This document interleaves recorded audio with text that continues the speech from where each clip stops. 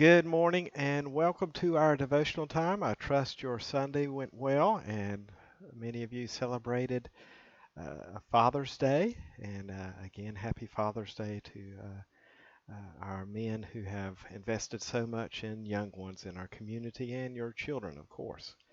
Today, I wanted us to look at number 16, and I'm actually not going to read any of the verses there. I'm going to leave that up to you to read, I think, the entire chapter, and it's a, a tough chapter, but it's a chapter I think that's necessary that we look at.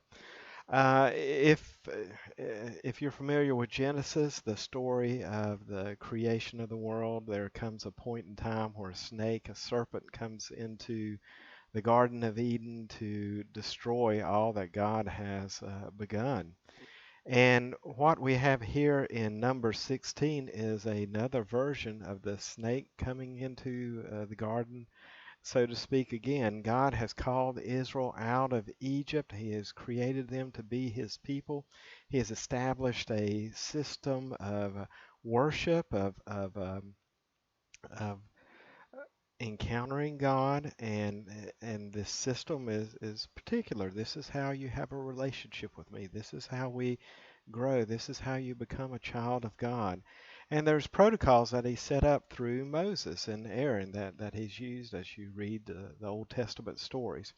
Well, there's a bit of a challenge here. We are confronted by people that have, I guess you would say, in their faith walk, they have gone halfway, and we're encountering some people that kind of have given up, and they have zero passion for the Lord. They have zero stomach for trusting Him. They have zero interest in walking with Him in any meaningful way anymore.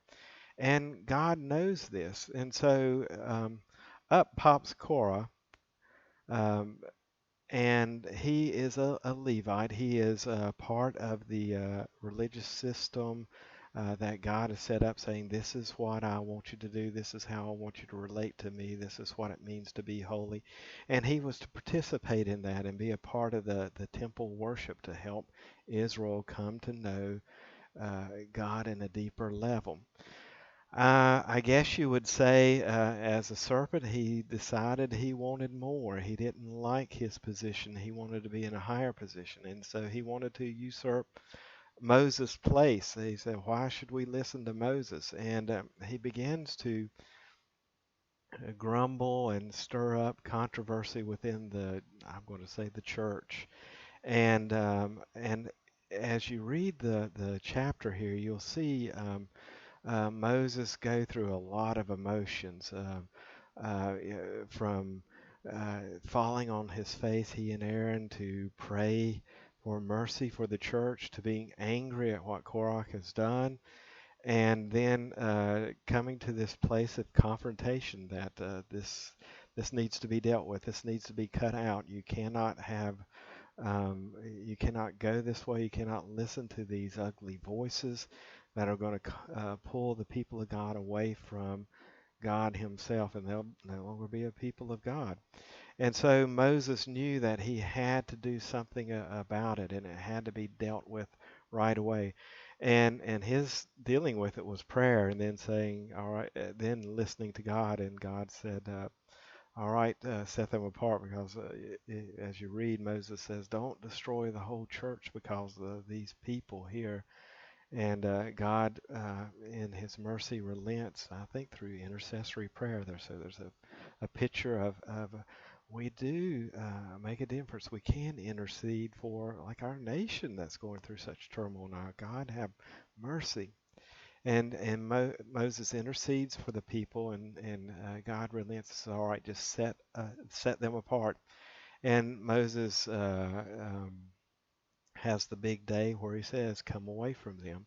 And what a story. Do you remember the earth swallows them up whole and alive, and you hear them screaming, as the scripture says, they go down to Sheol, to to the dark, to the deep.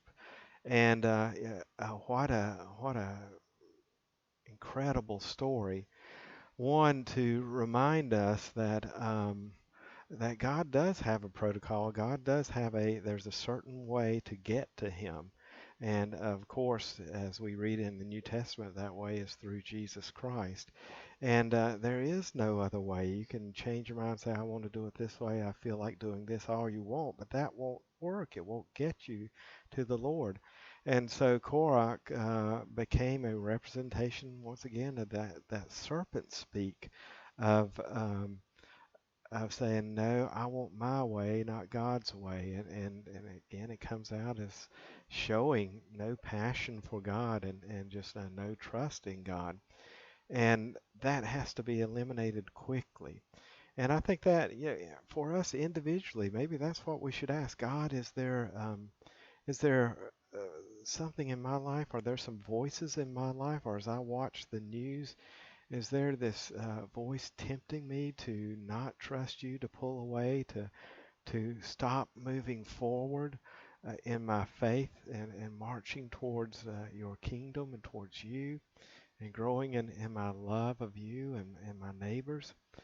And if there is that voice, it needs to go and go quickly because it's that's a hellish thought there, and they need to go away so that God's voice can be clearly heard in our life. So I want you to think about that as you reflect on Numbers 16. Again, a challenging story, but a necessary story. And I think especially for these times as we watch the discontent in our nation, that we don't get caught up in the ugliness of the voices, the folks, the power struggles, and so forth. That our eyes are always attuned to the cross, always looking forward to the things that God has for us. Well, I pray God's blessings on you this week and pray His peace be with you. God bless. Bye now.